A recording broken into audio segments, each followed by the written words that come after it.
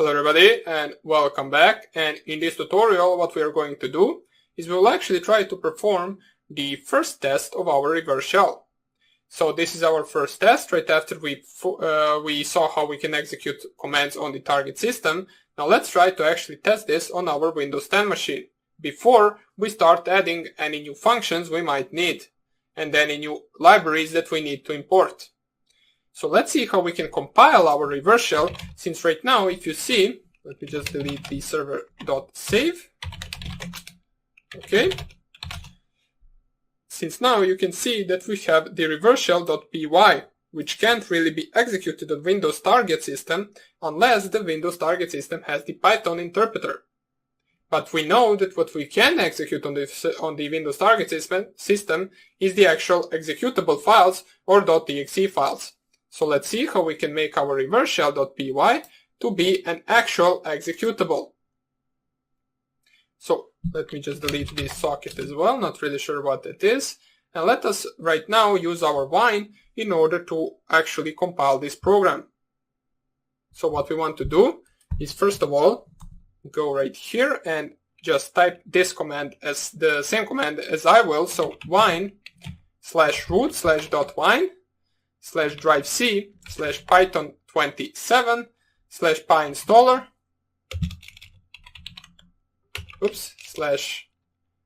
/python27/scripts/pyinstaller. And then after that, once you specify that we want to use the pyinstaller library in order to compile this, we need to specify some of the actual additional options that we want our reverse shell to have, such as we want it to be one file, which we can specify with double dash and then one file right after it, and then double dash no console, which will specify our reverse shell not to prompt the console open once it starts the file, which can be a little bit of actually weird if our target actually gets prompted a console, so we want to make sure to remove it from this program. Then right after you specify all of this, you need to specify the name of the program that you actually want to compile, which in our case is reverse shell.py. Press right here enter. This will take a few seconds to compile, and you will get some directories right after it in this reverse shell directory, from where we will get our executable. So then you can actually use any type of delivery method you want. Let me just show you. If you just type ls right here, you will have this build directory, this directory, and this reverse shell.spec directory.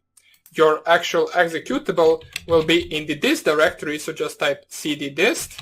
And if you type ls once again, you can see there is reverse_shell.exe. That is our actual executable. And let me show you how you can actually transfer it via USB drive. So just plug in your USB drive.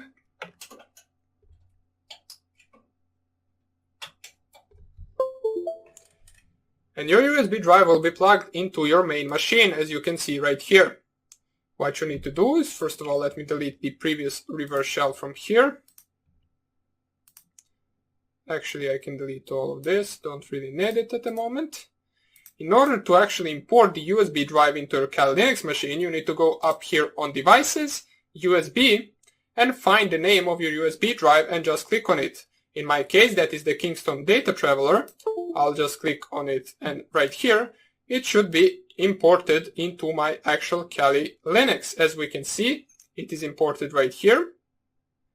So in order for me to copy that file or the reverse shell to the actual Kali USB drive, I just need to specify move reverse shell to the media, root, and then Kali Live, which is the name of my USB drive. So this is the path where your USB drive is or will be imported. So /media/root, and then all you have to do is afterwards specify the name of your USB drive. Then if I just click here enter, it will move the reverse shell.exe to my USB drive. And after this finishes, I can just eject my USB drive and paste the actual reverse shell to my Windows desktop environment. So this is taking a few seconds, since this is probably the first time. Okay, so let's wait for this to finish. And afterwards, all we have to do is just run our server on our Kali Linux and run the reverse shell on our target system. Okay, so it has finished. You can see if I just type ls right here, there is no longer reverse shell.exe in my directory. And what you can do right now is delete all of this that you got during the compilation program. So we can delete the build directory with rm-r, we can delete this directory with rm-r, and we can delete the reverse shell.spec. All we need to do right now is run the actual server.py, and we can now eject our USB drive, go right here, paste the reverse shell onto my desktop on my Windows 10 machine, and then if I just double click this, you can see nothing really gets prompted to the actual target. It will look like this program didn't run at all and didn't open anything. But if we go to my actual Kali Linux machine, we can see connection established from the IP address of my Windows 10 machine from this port. In order to make sure that this really is my Windows 10 machine, in case you doubt, we can just type ipconfig in my command prompt on my Windows 10, and you can see the IP address of my Windows 10 is 192.168.1.4.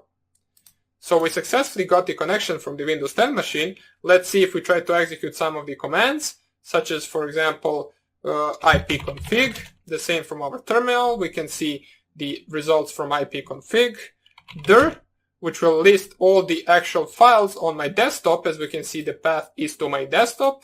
These are all the files on my current desktop directory, as you can see right here. So for example, you can just make dir, so I'm pretty sure, I believe it is make dir, test1, you just execute that, and we can see right now on my desktop there is a directory called test1. If we wanted to, we can delete the test1, so we just type del test1, but that is a directory, it might actually cause some problem. Okay, yeah, it will cause a problem, doesn't really matter, you can see right here it will hang. We will see how we can fix that in the future tutorials, but right now we can see that we successfully compiled our program and we can successfully execute some of the commands on our target system. What we will do in the next video is we will continue fixing our program. We will see how we can actually change the directory from the desktop to some other directory as we like, and we will also see how we can execute some of the commands that present us the problem, such as, for example, this command.